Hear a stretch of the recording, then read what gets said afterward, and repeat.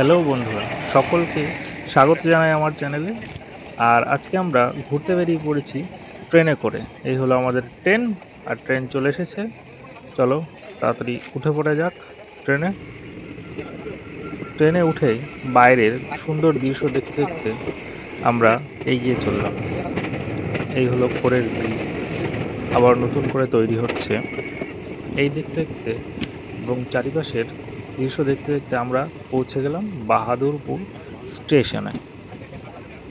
স্টেশনটা দু একজন লোক আছে, খুব একটা বেশি না।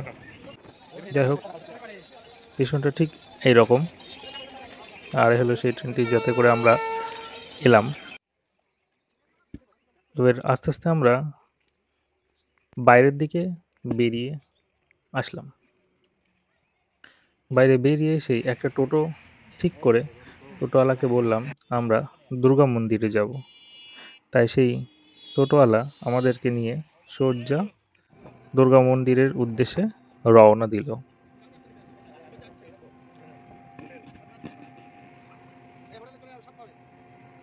এদিক ওদিক দেখতে দেখতে আমরা মোটামুটি দুর্গা মন্দিরের চূড়ার দেখতে পেলাম। আর যাই হোক, চূড়া দেখতে পাওয়া মানেই আমরা পৌঁছে গেছি জায়গায়।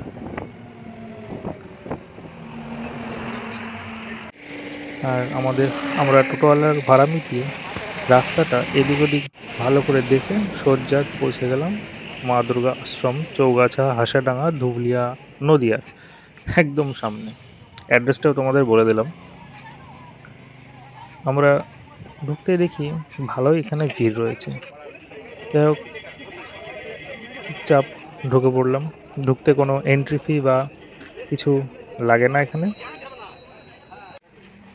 ঢুকেই আগে জুতো সুন্দর একটা জায়গা রাখার জন্য দিয়েছে, সেখানে রেখে ভেতরে আসতেই দেখি এক অসাধারণ দৃশ্য। এত সুন্দরভাবে এই জায়গাটা তৈরি করা যে সত্যি দেখার মতো। আর এখানে মহাদেব পুরো জলের মাঝখানে ধ্যান করছে, নন্দী এই পাশে বসে রয়েছে, অসাধারণ লাগছে। আমরা চারিদিকটা দেখতে দেখতে মহাদেবের মন্দিরের ঠিক সামনে পৌঁছে গেছি।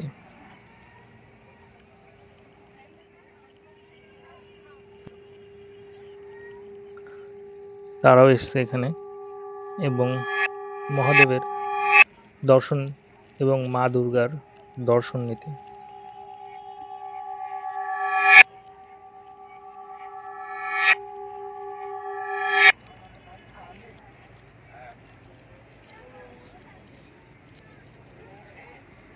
এই হলো নন্দী মহারাজ আর মহাদেব। তোমরা দেখতে পাচ্ছ কি সুন্দর শিবলিঙ্গটা রয়েছে। চারিদিকে ঘুরে ঘুরে দেখতে একদম কাছেই চলে এসেছি, তোমরা দেখতেই পাচ্ছ। আর এই মন্দিরের ঠিক উপরে রয়েছে মহাদেবের যতগুলো জ্যোতির্লিঙ্গ রয়েছে সবগুলোর ছবি এবং নাম।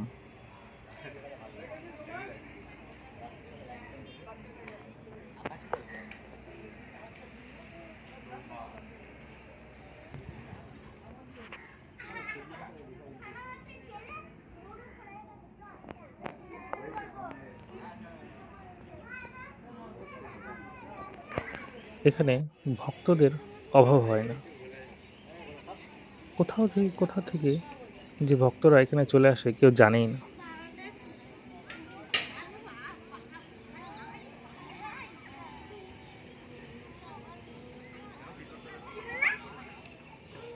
আর মহাদেবের এই যে বিরল একটা দৃশ্য জলের মাঝখানে, এটা অসাধারণ। যখন এখানে জল আরও বেশি থাকে তখন আরও দেখতে আরও সুন্দর লাগে। সন্ধ্যার দৃশ্যটি একদমই অন্যরকম। চলো এবার দেখে নেওয়া যাক মায়ের মন্দিরটি। এ হলো মায়ের মন্দিরের প্রবেশদ্বার। আর এটা পুরোটাই মায়ের মন্দির, ঘরের মধ্যে তৈরি। আর এই হচ্ছে মা দুর্গা, যাকে দেখার জন্যই এত দূর আসা।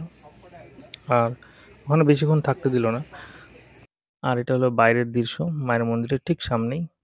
সুন্দর একটা বাগান করেছে এরা। আর এইখানে আরও কিছু ডেভেলপ হচ্ছে,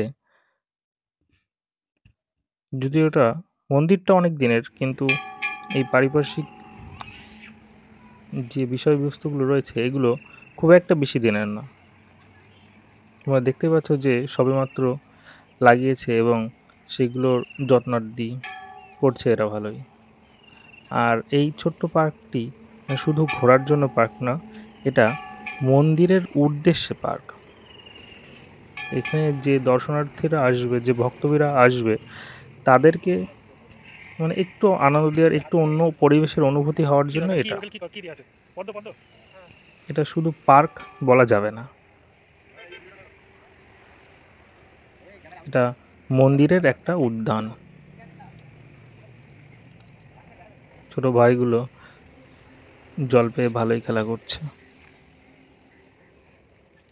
তোমরা দেখতে পাচ্ছ চারিদিকে ফুল গাছ আর ফুল গাছ, এবং তার সঙ্গে আরও কিছু।